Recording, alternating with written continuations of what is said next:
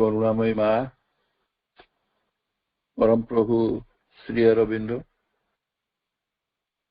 श्रीमा श्री अरविंदंकर संतान मानक जो मैंने मोर अपा भाई से स्नेहाशीष शुभेच्छा और नमस्कार। मांकर करुणा आ प्रभुंकर कृपा आमे तांकर महान ग्रंथ लाइव डिवाइन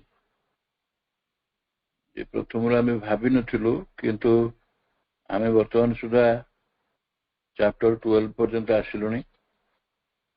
ये चैप्टर 12 टी होची डिलाइट ऑफ एक्जिस्टेंस आनंद जद विभाति दी सॉल्यूशन समाधान सब चैप्टर मूल रे जेमति प्रभुंकर उपनिषद रु गोटे किसी थाए गोटे उद्धृतांश से एठी भी मध्य सेमती अछि। एठी से केन उपनिषद रु कहउचंती तदनं नाम तदनम इति उपासितव्यम। ये जो उद्धृत सूत्रटी याकू भाई मैंने खूब सुंदर भाव में आगु इंट्रोडक्शन रे सब एक्सप्लेन करिसंती से समय नवा चाहूनी बहुत विशद भाव में आलोचना है वीर भाई करचंती अन्य अपा भाई मैंने प्रभु तांकर निज भाषा रे लिखचंती the name of that is the delight as a delight we must worship and seek after it। मैंने तांकर नाम होउची आनंद आ ये आनंद बाटरे बा आनंद रूप ही तांकर उपासना करबा को हबो एवं तां खोजबा को हबो। जी आनंद को पाई जीवो तांको भी से पाई जीवो दैट जो कैपिटल टी से परम से ओमनिपोटेंट रियलिटी को से पाई जीवो। से जेमती चेतना सेमती भी आनंद एणु एठारे असल कथाटी होची आनंद ही मार्ग। आनंद मार्ग द्वारा भी आम से परम को प्राप्त हो पारिबा। ये ज्ञान उपनिषद युक्तिटर आपातत अर्थ होची जेहेतु ये जो delight of existence the solution एवं आमे प्रॉब्लम आगु आलोचना करिजे तेणु एथिरे प्रभु कौन कौन कहउचंती सॉल्यूशन रो बाट कौन देखउचंती केते दूर आमे ताकू बुझी पारुछु। असल बुझवा तो बहुत कष्ट अंतत केतिकी आम भीतर को भेजी पारुछु सेटा आमे देखिबार अछि। आमे जो गत डिलाइट ऑफ एक्जिस्टेंस प्रॉब्लम रो शेष दुई लाइन बहुत इंपोर्टेंट। सेठी प्रभु कहउचंती जे आम भीतर गोटे डिवाइन कॉन्शियस फोर्स अछि।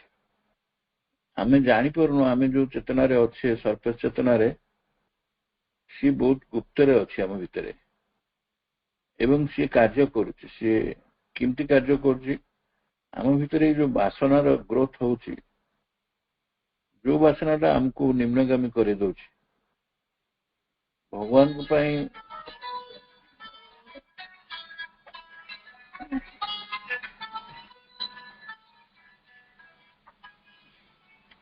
जो वासना हमको निम्नगामी कराए सी वासना जो सी गिड़ी पकोची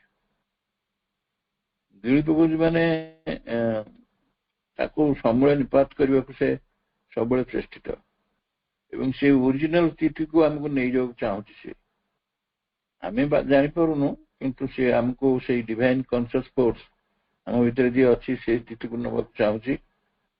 कोई प्रभु आम गत थर आलोचना करते ऋग्वेदर इमेज रे से कहते फायर ऑफ गॉड और fire of God has burnt up the shoots of the earth.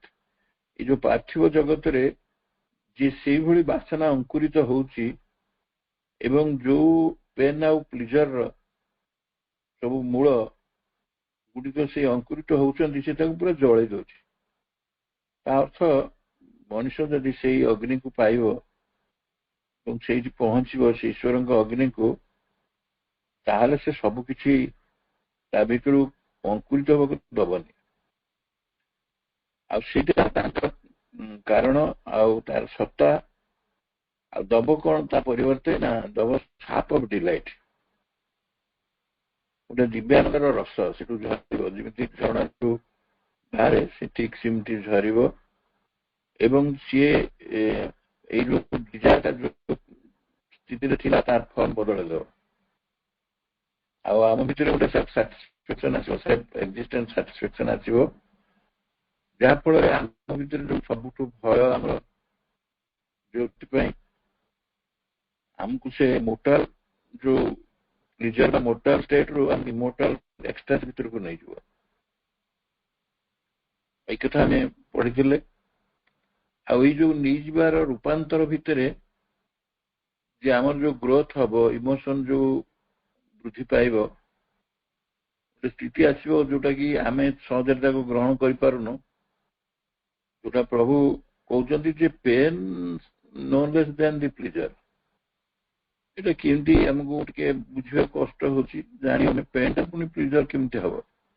ଆଉ ପେନ୍ ଟା ଯଦି ପ୍ଲିଜର ସହିତ ଆଗୁଡା ପ୍ଲିଜର, ତାହେଲେ ପେନ୍ ବୋଲି କିଛି ନାହିଁ। ଆଉ ଡିଲାଇଟ ଅଫ ଏକ୍ଜିଷ୍ଟେନ୍ସ ଯୋଉଟା କି ସେମାନେ ସବୁବେଳେ ଖୋଜୁଛନ୍ତି, ସେଟା କାହିଁକି ରିଭିଲ ହେଇପାରୁନି? Fail to reveal. ଯୋଉଥିପାଇଁ ଆମେ ଯୋଉ ଆମର ସମସ୍ୟାଟି ହେଇଥିଲା, ପ୍ରୋବ୍ଲେମଟି, ଯିଏ ଆନନ୍ଦମୟ, ଯିଏ ପ୍ରେମମୟ, ସେ କେମିତି ସେଠି କେମିତି ସେ ସୃଷ୍ଟି କଲେ ଏ ଦୁଃଖ, ଯନ୍ତ୍ରଣା, ନିରାନନ୍ଦ ଏଗୁଡିକୁ କାହିଁ ସୃଷ୍ଟି କଲେ? ପ୍ରକୃତରେ ସେ ତାକୁ ସୃଷ୍ଟି କରିନାହାନ୍ତି। ଏଇଠି ଯୋଉ ଆମେ ଦେଖିଲେ ପେନ୍ ନୋ ଲେସ୍ ଦ୍ୟାନ୍ ଦି ପ୍ଲିଜର, ଗୋଟେ ଛୋଟିଆ ଉଦାହରଣ ଦେଲେ, ମା ତ କହୁଥିଲେ ମୁଁ ସବୁବେଳେ ଦୁଃଖ ଯନ୍ତ୍ରଣା ପାଖରେ କୃତଜ୍ଞ, ମୁଁ ଗ୍ରେଟଫୁଲ। ଏବଂ କାହିଁକି ନା ସେ କହୁଥିଲେ ଯେ ୟା ପଶ୍ଚାତରେ ବହୁତ ଆନନ୍ଦ ଅଛି। ମଣିଷ ତାର ଇଗ୍ନୋରାନ୍ସରୁ ଜାଣିପାରେନି, କଣ କଣ ପାଇଁ ସେ ଜାଣିପାରେନି। ପ୍ରକୃତରେ ଆନନ୍ଦର ଗୋଟେ ସେଟା ଗୋଟେ ପରଭର୍ଟେଡ ଷ୍ଟେଟ। ଯେମିତି ଗୋଟେ ମାଟେ ଏଇ ଜଗତରେ ଯଦି କିଏ ବେଶୀ ସବୁଠୁ ବେଶୀ ଯନ୍ତ୍ରଣା ପାଏ, ତାର ମାଟିଏ ପାଏ। ଛୁଆକୁ ଜନ୍ମ କରିବା ସମୟରେ ଏବଂ ତା ପୂର୍ବରୁ ତାକୁ ଧାରଣ କରିଥିଲା ବେଳେ ବହୁତ ଯନ୍ତ୍ରଣା ପାଏ। ଏବେ ସିନା ହେଇଗଲାଣି ସିଜରିଆନ ସିଷ୍ଟମ, କିନ୍ତୁ ସେ ନ୍ୟାଚୁରାଲ ପ୍ରୋସେସରେ ସେଇ ଯନ୍ତ୍ରଣା ଗୁଡିକ ତାର ଆନନ୍ଦରେ କନଭର୍ଟେଡ ହୁଏ, ଟ୍ରାନ୍ସଫର୍ମ ହୁଏ। ସେଇଟାରୁ ସେ ବଞ୍ଚିତ ହଉଛି। ସେଇଟାରୁ ବଞ୍ଚିତ ହବା ଦ୍ୱାରା ତାର ଜାଣିନି ସେ ଯୋଉଟା ତା ଅଜାଣତରେ କେତେ ଗୁଡିଏ ଜିନିଷ ସେ ଲସ୍ କରିଯାଉଛି। କିନ୍ତୁ ଆମେ ଜାଣିପାରୁନୁ କାହିଁକି? ନା ତାର କାରଣ ହେଲା, କାହିଁକିନା ଆମେ ଦେଖିଛୁ ସେଇ ଯୋଉ ଯନ୍ତ୍ରଣା ମୁକିଲା ପରେ ଯେତେବେଳେ ଛୁଆଟି ଆସେ, ସବୁ ଯନ୍ତ୍ରଣା ଆମେ ଆନନ୍ଦିତ ହେଇଯାଏ, ଖୁସି ହେଇଯାଏ। ସେ ଛୁଆର ମୁହଁଟାକୁ ଚାହିଁଦେଲେ ଖୁସି ଲାଗେ ତାକୁ। ଖାଲି ମଣିଷ ନୁହେଁ, ସବୁ ପ୍ରାଣୀ ମାନଙ୍କର କ୍ଷେତ୍ରରେ ବି ସେଇଆ। ଆଉ ଗଛ ମାନେ ସବୁ କଥା କହିପାରନ୍ତିନି ସିନା, ଗଛ ମାନଙ୍କ କ୍ଷେତ୍ରରେ ବି ସେଇଆ। ପ୍ରଭୁ କହୁଛନ୍ତି ଏଗୁଡିକ ସାରା ଜଗତରେ ପରିବ୍ୟାପ୍ତ ଯେତେ ଜୀବ ସକଳ ଯେତେ ସବୁ ଅଛି, ସବୁର ସେଇ ସମ୍ମୁତିର ଆନନ୍ଦ ପାଆନ୍ତି। ସେମାନେ ବିକମିଂ ତାର ଆନନ୍ଦ ସେମାନେ ଅନୁଭବ କରନ୍ତି। କିନ୍ତୁ ଏଇଠି ଲାଷ୍ଟ ସେ କହୁଛନ୍ତି ଆମେ କାହିଁକି ସେଟାକୁ ଫେଲ କରୁଛୁ, ଆମେ ଅସଫଳ କାହିଁକି ହଉଛୁ? ତିନିଟା କାରଣ ସେ ଦଉଛନ୍ତି। ଯେ ଗୋଟିଏ ହଉଛି ଡିଭିଜନ, ଦ୍ୱିତୀୟରେ ହଉଛି ଇଗ୍ନୋରାନ୍ସ ଅଫ ଦି ସେଲ୍ଫ, ତୃତୀୟରେ ହଉଛି ଇଗୋଇଜିମ୍। ଗୋଟେ ଭେଦ ବୁଦ୍ଧି, ଇଗୋ ଯୋଉଠି ଅଛି ସେ ଭାଗ ଭାଗ କରିବ, ଭେଦ କରିବ, ଡିଭିଜନ କରାଇବ। ଏବଂ ସେ ଆନାନିମସ ତା ସହିତ ଇଗ୍ନୋରାନ୍ସ ଅଫ ସେଲ୍ଫ, ଆମେ ପ୍ରକୃତରେ ଅଜ୍ଞାନ, ଆମେ ଆତ୍ମସତ୍ତା ବିଷୟରେ ଜାଣିନୁ। ପ୍ରକୃତରେ ଆତ୍ମସତ୍ତା କୋଉଠୁ ଆସିଥିଲା, ତାର କ୍ୟାରେକ୍ଟରିଷ୍ଟିକ କଣ, ତାର କି ସମ୍ଭାବନା ନେଇକି ସେ ମଣିଷ ଭିତରେ ଆସିଛି, ଏବଂ ସେଇ ମଣିଷର କଣ ରହିଛି ସମ୍ଭାବନା। ମଣିଷ, ମା କହୁଛନ୍ତି ମଣିଷ ସବୁବେଳେ ଭାବେ ଜିନିଷଟା ବହୁତ କେମିତି ଶୀଘ୍ର ପାଇଯିବ। ସେ ଯଦି ଶୁଣିବ ସେ ଚୈତ୍ୟ ସତ୍ତା କଥା, ସେ ଚାହିଁବ କେତେ ଦିନରେ ହବ। ଅନେକ ମାଙ୍କୁ ପ୍ରଶ୍ନ କରନ୍ତି। ସେମିତି ସେ ଅତି ମାନବ, କେତେ ସମୟରେ ହବ। ଆଉ ଯଦି ଶୁଣିଲେ ଦିବ୍ୟାନନ୍ଦ କଥା, ଆନନ୍ଦରୁ ସେଇ ପରମ ସୃଷ୍ଟି କରିଛନ୍ତି ଆମକୁ, ଆମେ ସେ ଆମ ଭିତରେ ହିଁ ଅଛନ୍ତି। ସେ ସେଇ ଆନନ୍ଦ ପ୍ରଚ୍ଛନ୍ନ ହେଇକିରି ରହିଛି, ସେ କେତେବେଳେ ଆସିବ ବାହାରକୁ? ତ तो এইগুড়ିକ ସବୁ ଯୋଉ ବ୍ୟସ୍ତତା ଏଇଥିରୁ ସେ ମଣିଷ ଜାଣିପାରେନି କିନ୍ତୁ କେତେ ଗୁଡିଏ ପ୍ରକ୍ରିୟା ଅଛି ଯୋଉଟା ସେ ନ ଜାଣିଲେ ବି ସେଠି ସେ ପ୍ରକ୍ରିୟା ମାଧ୍ୟମରେ ସେ ଆନନ୍ଦଟା ପ୍ରକାଶିତ ହୁଏ ଆମେ ବୁଝିନୁ ସେଟାକୁ ଜାଣିନୁ ଡିଭିଜନର ଗୋଟେ କଥା କହୁଛି ମନେକର ଆମକୁ ଫୁଲ ଭଲ ଲାଗେ ଆମକୁ ଆମେ ଅନ୍ୟ ଦୃଷ୍ଟିରୁ କହିଲେ ବିକୃତ ଆନନ୍ଦ ହଉ ପଛେ କି ଆମର ଧନ ସମ୍ପତ୍ତି ବଢିଲେ ଆମକୁ ଭାରି ଭଲ ଲାଗେ କିନ୍ତୁ ସେଇ ଫୁଲ ଯେତିକି ଆମ ବଗିଚାରେ ଅଛି ଓଡିଶା ଘରେ ଯଦି ତାର 3 ଗୁଣ ଫୁଲ ହେଇଗଲା କିମ୍ବା ମୋ ପାଖରେ ଯେତିକି ଧନ ସମ୍ପତ୍ତି ଅଛି ସେ ଯଦି ମୋଠୁ 4 ଗୁଣ ଧନ ସମ୍ପତ୍ତି ଅଧିକା ହେଇଗଲା ଓଡିଶା ଘର ହଉ ମୋର ଇଭିନ୍ ବନ୍ଧୁ ହଉ ରିଲେଟିଭ ହଉ ମୁଁ ଦୁଃଖ ପାଏ ତାହେଲେ କଣ ପ୍ରକୃତରେ ସେ ବସ୍ତୁଟା ଦୁଃଖର କାରଣ ନା ମୋ ଅହଙ୍କାରଟା ଦୁଃଖର କାରଣ ନା ମୋର ଡିଭାଇଡେଡ କନସେପ୍ଟଟା ଦୁଃଖର କାରଣ ହେତୁଟା କୋଉଟା ଅସଲ ପ୍ରତିବନ୍ଧକ ହଉଛି ଆମର ଭେଦ ବୁଦ୍ଧି ଅଜ୍ଞାନତା ଆଉ ଯୋଉ ଅହଙ୍କି ବା ଅହଙ୍କାର ଯେତେବେଳେ କ୍ରିୟାଶୀଳ ହୁଏ ତାକୁ ଆମେ ଅହଙ୍କାର ବୋଲି କହୁ ତ ଏଇଟା କହିସାରିଲା ପରେ ବି ମଧ୍ୟ ପ୍ରଭୁ କହୁଛନ୍ତି ତଥାପି ପ୍ରଭୁ ପୁଣି ସଲ୍ୟୁସନ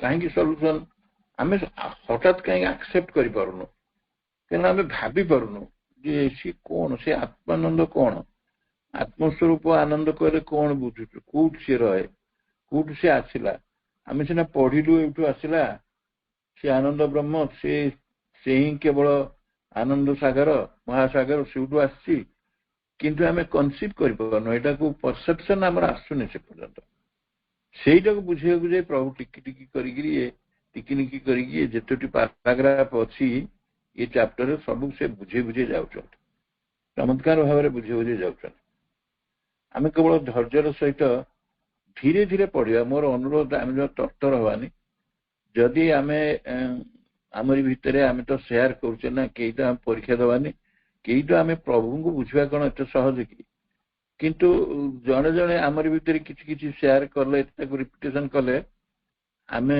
କିଛି କିଛି କଥା କ୍ଲାରିଟି ଆସିବ କେହି ଜଣେ ସିଙ୍ଗଲ ମାଇଣ୍ଡେଡ ହେଇକିରି ଆକୁ ସବୁ ଆ ଭିତରକୁ ପ୍ରବେଶ କରି ଆର ଗଭୀରତାକୁ ମାପିବା ବଡ କଷ୍ଟ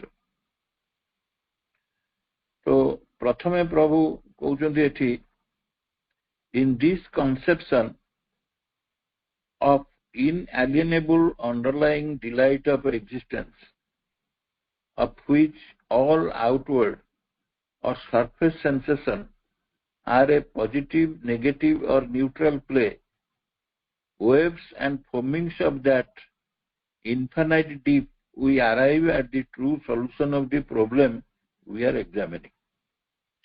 प्रभु सेंटेंस टी को एमती लिखिछंती आमे जदि ताकू ढारीमुळा पढिजिबा ताला हठात ताकू क्याच कर परियनि एठी प्रकृति रे हमकु भांगी दबाक पड़ियो कोन भांगिबा इन दिस कन्सेप्शन माने एई जे गोटे कल्पना बा गोटे तत्व सी का सहित रिलेटेड ऑफ पकरो आकु छाडी दियंतु कोठी ना यारी द्वारा कोनसी ए जो तत्व द्वारा हम समस्यार समाधान चाहूछु we arrive at the true solution of the problem एकुटा सहित कनेक्ट करिया कौन से मझे कहते व्हाट इज दैट कहे we arrive at true solution of the problem we are examining आपको आम परीक्षा निरीक्षा करछे एवं से तत्वगत दृष्टि आम देखा जे एटा प्रकृत एटा वास्तव यथार्थ समाधान पाइबा आम समस्याटार केमती पाइबा कौन प्रभु कहते आम अफ पर जोटा अच्छी से आम गोटे गोटे कर देखा इनएलिएनेबल माने अविच्छेद जहाँ कहते अंडरलाइंग माने अंतर्गत बा अंतर्निहित अविच्छेद व अंतर्निहित डिलाइट ऑफ एक्जिस्टेंस अस्तित्व जो आनंद सी अविच्छेद एवं अंडरलाइंग सी रही अंतर्निहित होगी अंतर्निहित प्रभु बुझे प्रत्येक शब्द को से गोटे जगह मेटाफिजिकल इमेज देइछन्ति से मेटाफिजिकल इमेज हमको कंफ्यूजन आपारे किंतु भलो कि हम देखिया कंफ्यूजन आनिबनी inalienable underlying delight of existence of which all outward or surface sensation are a positive negative or neutral play पुणी ताको गोटे उपमा देइचंदी मेटाफर देइचंदी का सहित तुलना करचंदी waves and foamings of that infinite deep hello कौन शुभु नहीं ब्रेक होची रास्ता ब्रेक होची टिके टिके कटि जाउची भाई कटि कटि जाउची टिके ब्रेक होची आपण आपण आपन का फोन रो करंतु ब्रेक कटि शुभु नहीं हां माने कड़कड़ कड़कड़ है कि होची तंती केनती होची एबे भी कड़कड़ शुभुची कोन एबे हे टिके भल लागजी तापर फोन हां समय समय भल लागजी आउ समय कड़कड़ कड़कड़ है के कोन कोन कोन इथिरे होउथिबो नेटवर्क रो प्रॉब्लम होउथिबो कोन कर आज्ञा आज्ञा भाई हां हो तथा मु रिपीट करछि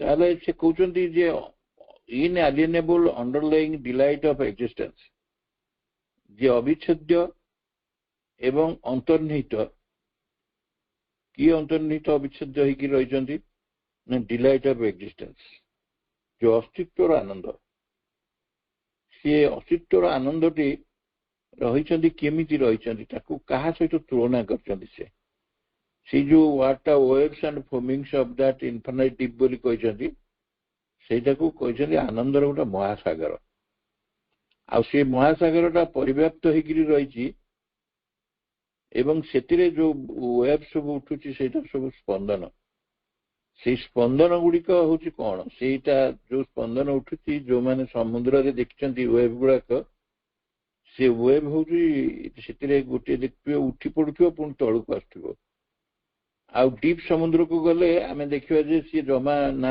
वेव सेमती नथिबो पूरा ना ऊपर उठुथिबो ना तळुक उठुथिबो ताकू प्रभु तुलना करचंती भावात्मक अभावात्मक भाव नहीं कि अभाव नहीं बा तटस्थ बा भाव अभाव निरपेक्ष यही तीनोटी सहित से तुलना करचंती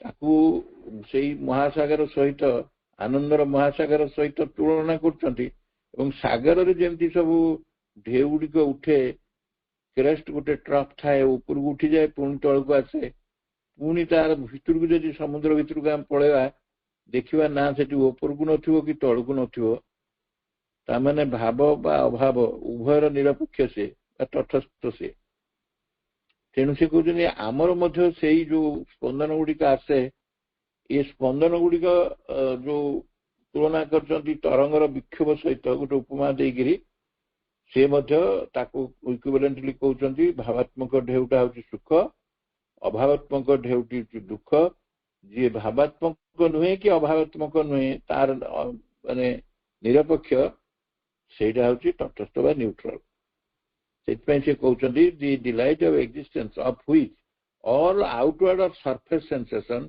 are a positive negative or neutral play waves and foamings of that infinite deep तापर मूल जो आरंभ करथिले in this conception we arrive at the true solution of the problem we are examining ता माने आमे गोटे समस्या रो गोटे सत समाधान चाहू एवं आमे मध्य से समाधान पाखरे पहुंच परिया तो सेति पई प्रभु कोन कहउचंदी प्रभु कहउचंदी गोटे कल्पना गोटे कन्सेप्शन बा गोटे तत्व तार समाधान करि परिबो एवं से केमती कर परिबो ना सेति पई से कहउचंदी इनएलिएनेबल अंडरलाइंग डिलाइट ऑफ एक्जिस्टेंस गोटे आनंदर सत्तार जो अविच्छेद्य अंतर्निहित आनंद सत्ता द्वारा ही ताको आमे समाधान करि परिया कोठी से अछंती अविच्छेद्य अंडरलाइंग जे अविच्छेद्य अंतर्निहित आनंदर सत्ता से कोठी अछन से केमती रहिछन से केमिति रहिछन ताको प्रभु गोटे तुलनात्मक भाव में गोटे कहते मेटाफोरिकल कहते आनंद एक महासागर पारावार से तो आनंदर ढेउ माने पारावार अच्छी तो ढेउ थी तो ढेउ जो समुद्र रे उठे से जेमती उठे मनीष पाखे मनीष प्रकृति कौट रही ऊपरी भाग रही तेणु तार जो इंद्रिय बोधटा से ऊपरी भाग रही किंतु ये सब रही अंतर्निहित होगी सी सत्ता अंतर्निहित होगी रही पुणी अविच्छेद्य ଭାଗ ଭାଗ ହେଇନାହାନ୍ତି ସେ, ଆମେ ତାକୁ ଛେଦନ କରିପାରିବାନି, ଖଣ୍ଡ ଖଣ୍ଡ କରିପାରିବାନି।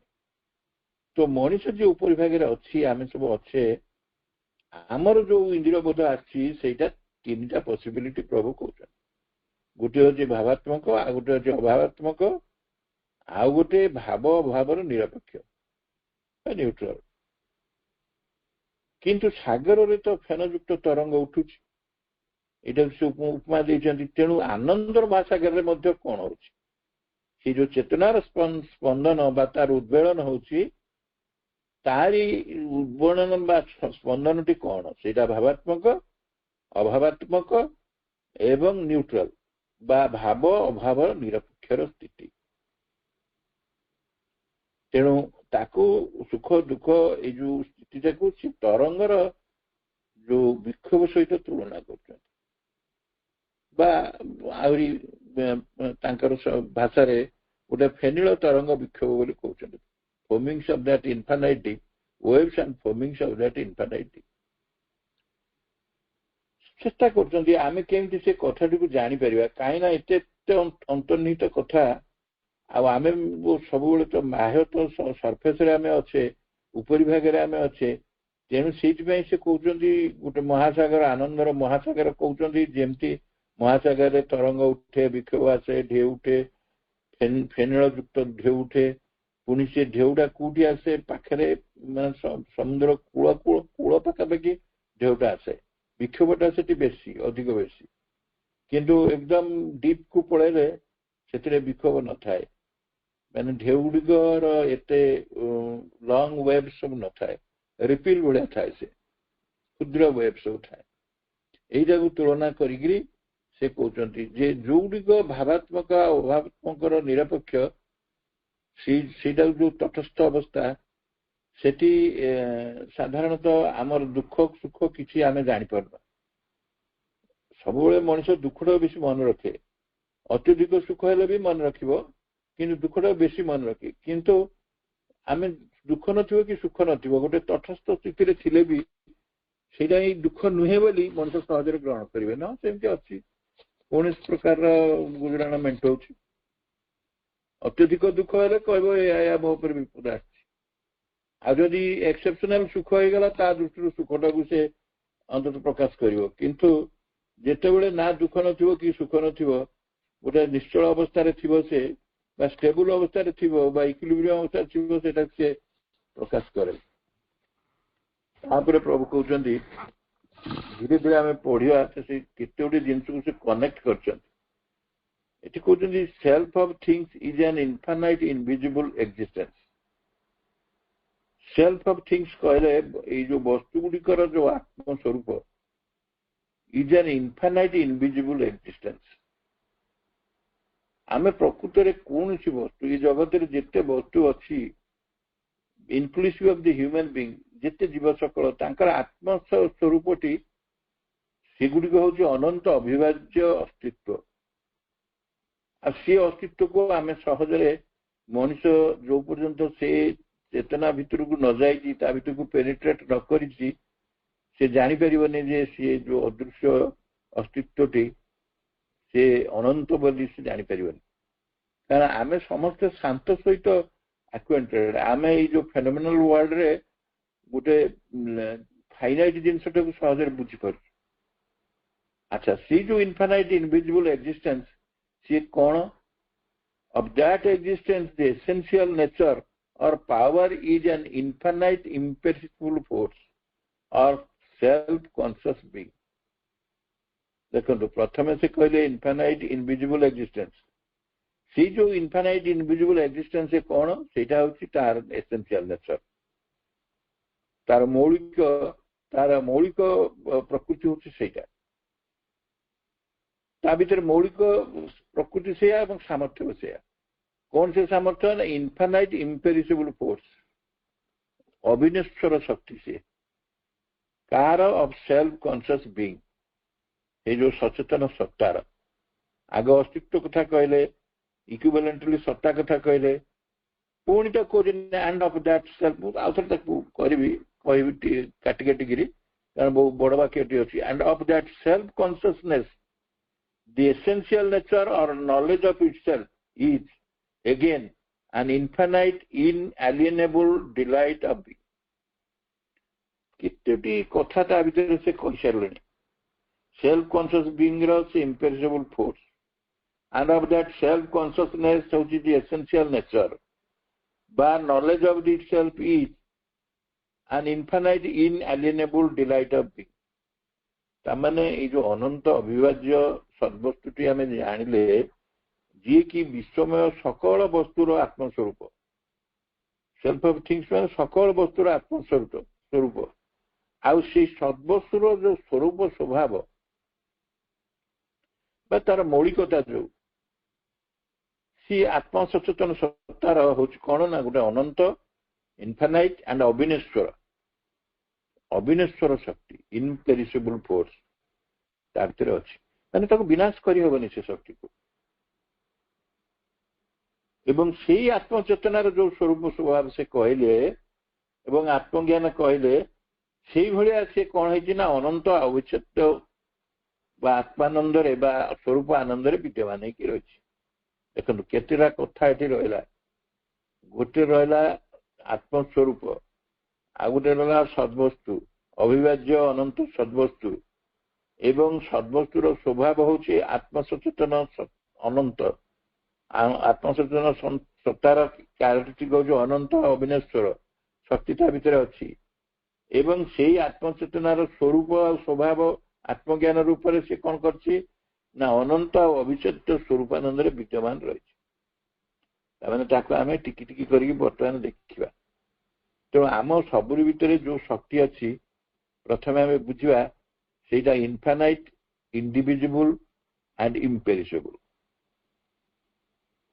ଯେତେ ସକଳ ବସ୍ତୁର ଆତ୍ମସ୍ୱରୂପ ହଉଛି ଅନନ୍ତ, ଅବିଭାଜ୍ୟ, ଅବିନଶ୍ୱର ଅସ୍ତିତ୍ୱ।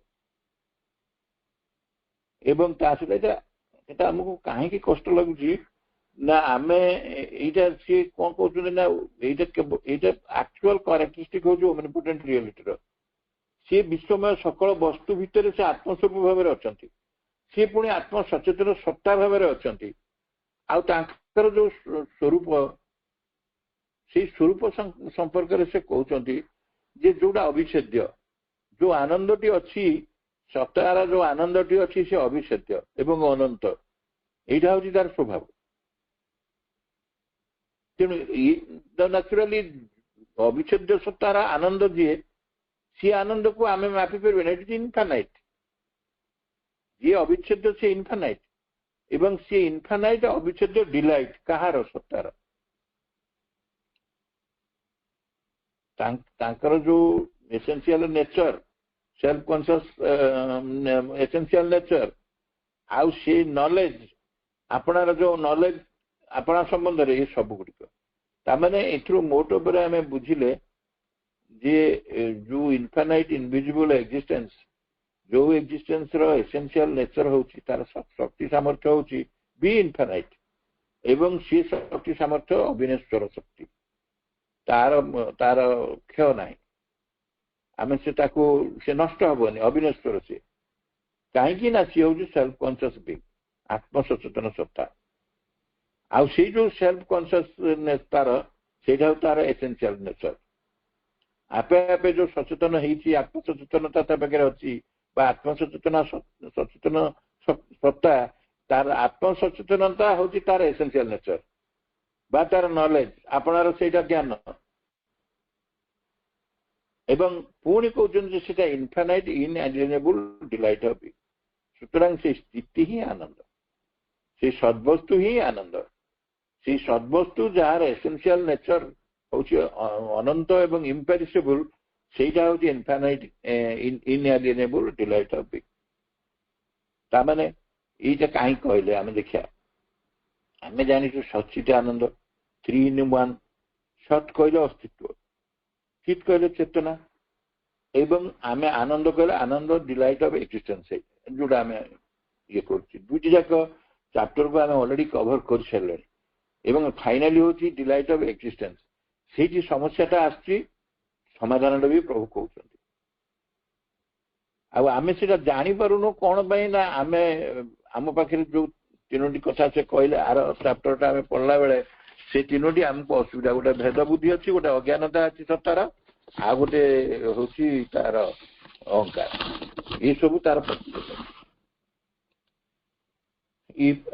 କି ଆପଣ ମାନେ ଧୈର୍ଯ୍ୟ ଧରି ରହିଲେ ପରେ ପରେ ଆମେ ସବୁ ଜାଣିବା। କାରଣ ଯିଏ ଅନନ୍ତ ଅବିନେଶ୍ୱର ସିଏ ଅବିଚ୍ଛେଦ୍ୟ ମଧ୍ୟ। ତେଣୁ ସତ୍ତା ଯେମିତି ଅନନ୍ତ ଅବିନେଶ୍ୱର, ଯିଏ ପରମ ସତ୍ତା ସଦ୍ବସ୍ତୁ ପରମ ସଦ୍ବସ୍ତୁ, ସେମିତି ଆନନ୍ଦ ମଧ୍ୟ ସେଇଆ। ଏଇଟା କାହିଁକି ହଉଛି ତା ପରେ ସେ କହୁଛନ୍ତି, ଯେତେବେଳେ ଇଣ୍ଡିଭିଜୁଆଲଟା ମଲ୍ଟିପୁଲ ହେଇଯିବ, ମଲ୍ଟିପୁଲ ମ୍ୟାନିଫେଷ୍ଟେସନ ହବ ଓମନିପୋଟେଣ୍ଟ ରିଆଲିଟିଙ୍କର, ସେତିକି ବେଳେ ବି ଆସିବ ଡିଭିଜନ କଥା ଆସିବ। ଦେଖିବା ପରେ ଦେଖିବା ଡିଭିଜନ ହେଲେ କଣ ହଉଛି ଅସୁବିଧା ଏବଂ କାହିଁକି ସେ ଅସୁବିଧାଟି ଆସିଛି।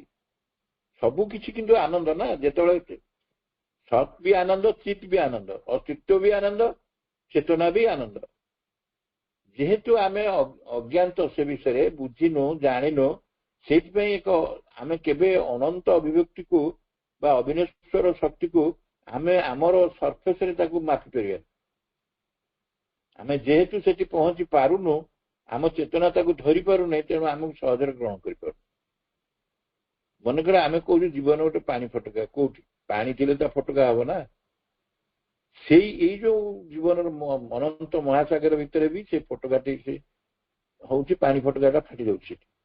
ଯେମିତି ଗୋଟେ ଗୋଟେ ମାନେ ୟୁନିଟ୍, ସବୁ ଇଣ୍ଡିଭିଜୁଆଲ ୟୁନିଟ୍ର ବିନାଶ ହଉଛି। ଆକୁ ବି ମଧ୍ୟ ଆମେ ବେଳେବେଳେ ବ୍ୟବହାର କରୁ। ତେଣୁ ଆତ୍ମଚେତନାର ଯୋଉ ସ୍ୱରୂପ ସ୍ୱଭାବ, ସେ ଯୋଉ ଆତ୍ମଜ୍ଞାନ ଦ୍ୱାରା ଆମେ ଜାଣୁଛୁ, ଆତ୍ମଜ୍ଞାନ ନିଶ୍ଚିତ ସେ ସ୍ଥିତିକୁ ଗଲେ ଏତିକି ଜାଣି ହବ ଅନ୍ତତଃ। ନଲେଜ ଅଫ୍ ଇଟ୍ ସେଲ୍ଫ ମାନେ ଆତ୍ମଜ୍ଞାନ। ଆପଣା ବିଷୟରେ ଜ୍ଞାନ କହିଲେ, ଯଥାର୍ଥ ଆପଣା କହିଲେ କାହାକୁ ବୁଝାଏ? ଅହଂକୁ ବୁଝାଏ। ଯଥାର୍ଥ ହଉଛି ଟ୍ରୁ ବିଙ୍ଗ। ତ ଟ୍ରୁ ବିଙ୍ଗ ର ନଲେଜଟା ହଉଛି ନଲେଜ ଅଫ୍ ଇଟ୍ ସେଲ୍ଫ, ସେଟା ଆପଣାର ଜ୍ଞାନ। ତେଣୁ ସିଏ ସେଲ୍ଫ କନସିୟସ୍, ତେଣୁ ସେ ସେଲ୍ଫ କନସିୟସ୍ ବିଙ୍ଗ, ସିଏ ଆତ୍ମସଚେତନ ସତ୍ତା। ଆତ୍ମସଚେତନ ସତ୍ତା ଆତ୍ମଜ୍ଞାନ ଦ୍ୱାରା ସେ ଜାଣିପାରିବ ଯେ ସେ ସତ୍ତାର ଇନଫାନାଇଟ୍ ଇନଆଲିଏନେବଲ ଡିଲାଇଟ୍। ଏବଂ ସିଏ କାହିଁକି ଜାଣିବ? କେମିତି ନା ତାର ଯୋଉ ଏକ୍ଜିଷ୍ଟେନ୍ସଟା, ତାର ଏସେନ୍ସିଆଲ ନେଚର ହଉଛି ବା ଶକ୍ତି ହଉଛି ଇନଫାନାଇଟ୍ ଇମ୍ପେରିସେବଲ ଫୋର୍ସ। ତେଣୁ ଏଇଗୁଡ଼ିକୁ ଆମେ ଧୀରେ ଧୀରେ ଗୋଟିଏ ସହିତ ଗୋଟିଏ ଲଗାରେ, କାରଣ ସଚିତ ଆନନ୍ଦର ଦୁଇଟି ଆସ୍ପେକ୍ଟ ଆଗରୁ କହିସାରିଛନ୍ତି, ତା ସହିତ କୋରିଲେଟ୍ କରୁଛନ୍ତି ଡିଲାଇଟ୍ ଅଫ୍ ଏକ୍ଜିଷ୍ଟେନ୍ସକୁ। ମାନେ ଏକ୍ଜିଷ୍ଟେନ୍ସ ମାନେ ଯଦି ତାର ଅସ୍ତିତ୍ୱ ଅଛି, ସେ ଯଦି ସଚେତନ, ତା ଭିତରେ ଯଦି ଆବଶ୍ୟକ ଆତ୍ମଜ୍ଞାନ ଅଛି, ତାହେଲେ ସେ ବୁଝିପାରିବ ଯେ ସେ ଯୋଉ ଆନନ୍ଦଟା ପାଉଛି, ଯେ ସେ ଆନନ୍ଦଟା ହଉଛି ଏକ୍ଜିଷ୍ଟେନ୍ସର ଆନନ୍ଦ, ସେଇ ସଚେତନ ସତ୍ତାର ଆନନ୍ଦ। ତେଣୁ ଟିକେ ଜିନିଷଟା କଣ ହେଇଛି ନା, ଏଇ ଯୋଉ ଗୁଡ଼ିକ ପ୍ରଭୁ ଗୋଟେ ଏଇଥିରେ ବେଶୀ ଟିକେ ଦର୍ଶନ ରହିଛି। ଯେହେତୁ ଦର୍ଶନ ରହିଛି, ସେଥିରେ ମଧ୍ୟ ଆମର ଯୋଉ ବିଶେଷ ବୈଜ୍ଞାନିକ କନସେପ୍ଟ ଅଛି, ତାକୁ ପ୍ରଭୁ ଆନାଲିଟିକାଲି ଯେହେତୁ ଟିକିନିକି କରିକି ତାକୁ ବୁଝଉଛନ୍ତି, ତେଣୁ ଆମର ସାଧାରଣ ଭାବରେ ଯେମିତି ବୁଝିଛେ, ତା ସହିତ ଏଇଟା ହଠାତ୍ ସାଇକ୍ରୋନାଇଜ କରୁନି ବୋଲି ଆମକୁ ଟିକେ କଷ୍ଟ ହେଇପାରେ। କିନ୍ତୁ ତା ପରେ ପରେ ତାକୁ ସେ ବଢିଆ କରି କହୁଛନ୍ତି। କାହିଁକି ନା ଯେତେବେଳେ ଆମେ ତାଙ୍କୁ ଅରୂପ ନଉଛେ, ପୁଣି କେତେବେଳେ ତାଙ୍କୁ ରୂପ ନଉଛେ, କେତେବେଳେ ରୂପ ପ୍ରକାଶିତ ହେଇନି, କେତେବେଳେ ପ୍ରକାଶିତ ହେଇଛି। ତେଣୁ ଉଭୟ କ୍ଷେତ୍ରରେ କଣ ଘଟୁଛି ଏବଂ କାହିଁକି ଘଟୁଛି, ତାପରେ ବାକ୍ୟ ଟିକେ ଆମେ ଆଲୋଚନା କଲେ କଥାଟା ଭଲକି ଜଣାପଡିବ। ଇନ୍ ଦି ଫର୍ମଲେସନେସ୍, ଏଇ ଦି ତିନୋଟି ବାକ୍ୟ କଷ୍ଟ ହବ, ସାଡ଼କୁ ଆଉ କଷ୍ଟ ନାହିଁ। ଟିକେ ଏଥିରେ କଷ୍ଟ ମାନେ ଟିକେ ସମୟ ଲାଗିବ। ସେ କହୁଛନ୍ତି in the formlessness and in all forms, in the eternal awareness of infinite and indivisible being, and in the multiform appearances of finite division, this self-existence preserves perpetually its self-delight. ହେଲା ନା? ରୂପରେ ହଉ, ରୂପ ମାନେ କଣ? ରୂପ ଅଛି ମାନେ ପ୍ରକାଶିତ ହେଇଛି, ରୂପ ନାହିଁ ମାନେ ଅପ୍ରକାଶିତ। ये प्रकाशित बा रूप थाउ रूपायन थाउ रूप थाउ बा अप्रकाशित फॉर्मलेस हो सेठी कौन है उभय क्षेत्र में माने अरूप बा सकल रूप रे असीम जोटा eternal awareness of infinite in the eternal awareness of infinite माने जे अनंतकर जो शाश्वत सचेतनता बा शाश्वत चेतना अवेयरनेस गोटे सचेतनता आत्म सचेतनता एंड इनडिविजिबल बीइंग एवं अविभाज्य जो सत्ता and in the multiform appearances of the finite division जितेबले आम एक रु अधिक होती जे ओमनिपोटेंट रियलिटी फॉर्मलेस रु फॉर्म होती से मल्टीफॉर्म होती अपीयरेंस टा मल्टीफॉर्म हो जाए कौन हम डिविजन टा फाइनाइट हम तामाने फाइनाइट यूनिट रे से डिवाइडेड हो जाउछन किंतु से जो फाइनाइट डिविजन टा मध्य सेटा मध्य सेल्फ एक्जिस्टेंस प्रिजर्व करछि परपेचुअली एवं तार सेल्फ डिलाइट मध्य तार आत्मानंद मध्य तादर रहछि कथाटा होछि कोन आम भितर रही जे जे इनफाइनाइट जे अनंत जे अविभाज्य ताके पाखे जदि विभाजन से हेले मल्टीफॉर्म नेले ताले ताके पाखे जेतकी धन संपत्ति अच्छी समतिगर बांटी समान हो असमान हो सम टोटालटा तांकर जेतिकी सामर्थ्य तांके पाखे जेतिकी जा हेछि तार सहित मिसी जाई ता सहित सम टोटालटा मिसी जीवो से प्रकृति रे हम आगुर आलोचना भी करछे से जोठी अछंती जिमिति अछंती सी सब परिपूर्णतार सहित रही से परिपूर्णता को आम कौन से मापक जंत्र द्वारा मापिक बाहर कर इट इज नॉट जदिव से मल्टीफॉर्म डिविजन होती किंतु सेल्फ एक्जिस्टेंस प्रिजर्व कर परपेचुअली इट्स सेल्फ डिलाइट तमें अरूप हो बा सकल रूप हो असीमता अविच्छेद्यता सत्तार तार जो शाश्वत चेतना भितर एवं ससीम विभाजन भितर जो रूपायन होउची सेठी से स्वयंभू सत्ता अपनार स्वरूपानंद को सदा संरक्षित कर रखी माने आमे जिते प्रकार रूप नियंतु मनकर गोटे गोटे छोटा कथा कहूँ माछटा पानी रे रही आनंद छेळीटा घास खाइले आनंद छेली आ मनीष माछ कौन समान कि समस्त अलग किंतु सी जो स्वयंभू सत्ता तार जो आनंद टी निज पाखे से अच्छी समस्त मनीष जमी माछ मांस खाइले आनंद पाऊँ विकृत आनंद किंतु से प्रिजर्व करके रखुच से आनंदटा को से प्रिजर्व कर सब बड़ कथा संरक्षित करके रखुच से किंतु तार धर्मगुण अलग किंतु असल मौलिकता हूँ तार से आनंद जड़े लोक आप देखिए जड़े लोक काम करुच्ची काम कर आनंद पाऊँ अलसुआ लोक काम नक शोबार भी आनंद पाऊँ किसी लोक तार जीवन को श्रृंखलित करी माने ठिकना भाव में तार खाद्य नौ सब व्यायाम करुच्ची एक्सरसाइज करुच्ची बॉडी मेंटेन करुच्ची सी गोटे आनंद पाऊँ आउ जड़े ता शरीर प्रति अत्याचार करी पचार हाँ मत खुशी लगे गंजेई टाणिक भी भल लगुच मद पीकि भी भल लगुच से विकृत से आनंदटा विकृत नो डाउट किंतु विकृत अवस्था से खुशी पाऊँ तेणु संरक्षित जोटा होउची प्रभु कहते प्रिजर्वेशन आमर धारणा होची जे केवल से क्षेत्र में स्वरूपानंदटा रहा आत्म आनंदटा रहा सेल्फ डिलाइटटा रहा जो मैंने गोटे निर्दिष्ट कोडिफाइड पाथ रे मूव करुवे एवं से जीव सकल बा जीव सत्ता से सत्ता केवल ये आनंदटी अच्छी आत्मानंदटी पाखे स्वरूपानंदटी पाखे विद्यमान अच्छी ता नुहे सी जमा विभाजन हो पार सी सीमित हो पार से प्रभु ये गोटे विराट बड़ कथाटे आम कहले जोटा आमको आमर धारणाटा पूरा अलग हो से धारणा आम जानिले जे गोटे मैटर इनकनसियंस भितर ଏବଂ ଗୋଟେ ଆତ୍ମା ଆତ୍ମା ଯୋଉ ଗ୍ରୋ କରୁଛି ସେ ବଣ୍ଡେଜ ଭିତରୁ ଆସୁଛି ପରେ ଆଉ ପର ବାକ୍ୟରେ ସେଟାକୁ ସେ କ୍ଲାରିଫାଇ ଦେଇଛନ୍ତି ଯେ ଅଜ୍ଞାନମୟତା ଭିତରେ ସମସ୍ତ ବନ୍ଧନ ଯେତେ ଅଛି ବିଭିନ୍ନ ରୀତିନୀତି ଯାହା ସବୁ ଅଛି ତା ପାଖରୁ ମୁକ୍ତ ହେଇକି ମଧ୍ୟ ଆମକୁ ଆତ୍ମାଟା ଯେମିତି ଅଚେତନ ବୋଲି ପ୍ରତୀତ ହଉଛି ଜଡ ଭିତରେ ଅଛି ନା ତାକୁ ଆମକୁ ଯେମିତି ଆବିଷ୍କାର କଲେ ଆମେ ଦେଖୁଛୁ ସିଏ ତାର ଆନିତ୍ୟ ଅଛି ତାର ଅଚଳତା ଅଛି ତାର ସିଏ ପରିବର୍ତ୍ତନ ରହିତ କାହିଁକି ନା ସେ ଚିତ୍ ଶକ୍ତି ତାକୁ ଆମେ ଆବିଷ୍କାର କରିବାକୁ ସମର୍ଥ ହବା ଠିକ ସେଇଭଳିଆ ଯିଏ ସ୍ପନ୍ଦନହୀନ ଆପାତତଃ ଜଣା ପଡୁଛି ପ୍ରତୀତି ହଉଛି ଯୋଉ ଜଡ ଭିତରେ ସେଠି ବି ଏକ ଅନନ୍ତ ଆଉ ସଚେତନ ଆନନ୍ଦର ଉଲ୍ଲାସ ସିଏ ଅଛି ପ୍ରଶାନ୍ତ ଭାବରେ ବିଦ୍ୟମାନ ହେଇକି ରହିଛି ତାକୁ ମଧ୍ୟ ଆବିଷ୍କାର କରିହବ ଆଉ ତାରି ଛନ୍ଦରେ ମଧ୍ୟ ସେ ଆନନ୍ଦକୁ ଉପଭୋଗ କରିହବ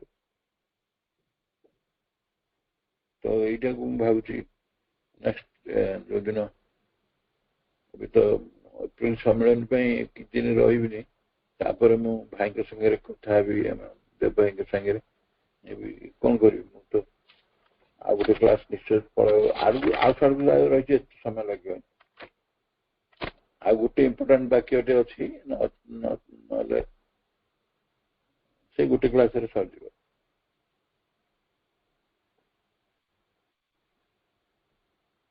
ଆମେ ଜାଗତିକ ଜଗତରେ ରହିଛୁ ତ ତେଣୁ ସାଧାରଣ ଜଗତ ଭିତରେ ଆମେ ଦେଖୁଛୁ ଜିନିଷଟାକୁ ଯୋଉଭଳି ଆମକୁ ପ୍ରତୀତ ହଉଛି ସେଇଥିରୁ ଆମେ ଅସଲ ତାର ଇଣ୍ଟରେଷ୍ଟିଂ କଥାଟା ଜାଣିପାରୁନୁ ଅନ୍ତର୍ନିହିତ ଭାବରେ ଯୋଉଠି ରହିଛି ସିଏ ତାର ଜାଣିପାରୁନୁ ଆମର ତ ହାବିଟ ତ ସୁପରଫିସିଆଲ ନା ସବୁବେଳେ ଉପର ଠାଉରିଆ ଭାବରେ ଜାଣିବା ତେଣୁ ଆମେ ସେଇ ମୋଡକୁ ଯାଇପାରୁନୁ ସେ ଯୋଉ ସେଲ୍ଫ କନସିୟସ୍ ମୋଡ କହୁଛନ୍ତି ସେଇକୁ ଯାଇପାରୁନୁ କିନ୍ତୁ ତାକୁ ଆମେ ଆବିଷ୍କାର କରିପାରିବା ଡିସ୍କଭର କରିପାରିବା ତା ସହିତ ଆଟ୍ୟୁନ୍ କରିପାରିବା ମଧ୍ୟ ତ ନେକ୍ସଟ ଟାଇମ୍ ଡିସ୍କସ ତ ଯାହା ଆଜି ଡିସ୍କସନ କଲି ସେତିକି ମାଙ୍କ ପାଖରେ ପ୍ରଭୁଙ୍କ ପାଖରେ ନିବେଦନ କରୁଛି ସମସ୍ତଙ୍କୁ ଧନ୍ୟବାଦ ସେ ଭାଇକି ବି ବିଶେଷ ଧନ୍ୟବାଦ ସେ ଯେମିତି ପ୍ରୋସିଡ୍ କରୁଛନ୍ତି ଖୁବ ଠିକ ଭାବରେ କରୁଛନ୍ତି ମଝିରେ ମଝିରେ ୟାର ଭିତରେ କେବଳ ଏଇ ଗୋଟିଏ ଫାର୍ଷ୍ଟ ପାରାଗ୍ରାଫ ଟା ଟିକେ ଲାଗିବ ସମୟ ଅନ୍ୟ ପାରାଗ୍ରାଫ ଗୁଡା ଏତେ ସମୟ ଲାଗିବ ହେଇପାରିବ ବନ୍ଦେ ମାତରମ୍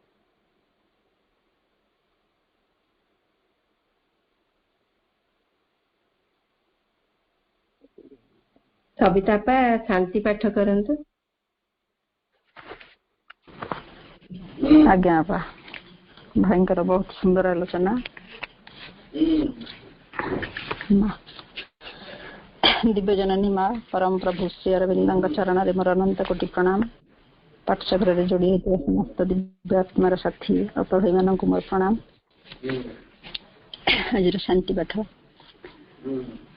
ଓମ୍ ସର୍ବେ ଭବନ୍ତୁ ସୁଖିନଃ सर्वे सन्तु निरामयाः सर्वे भद्राणि पश्यन्तु मा कश्चित् दुःखभाग् भवेत् ॐ द्यौः शान्तिः अन्तरिक्ष शान्तिः पृथिवी शान्तिः आपः शान्तिः औषधयः शान्तिः वनस्पतयः शान्तिः विश्वेदेवाः शान्तिः ब्रह्म शान्तिः सर्वं शान्तिः शान्तिरेव शान्तिः सामा शान्तिरेधि ॐ शान्तिः शान्तिः शान्तिः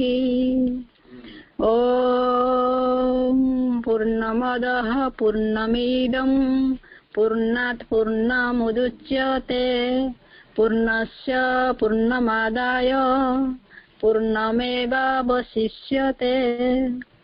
ॐ शान्तिः शान्तिः शान्तिः समस्तଙ୍କୁ प्रणाम वंदे मातरम अपा अपा अपा नमस्कार अपन टिके प्रोग्राम कर दियंतु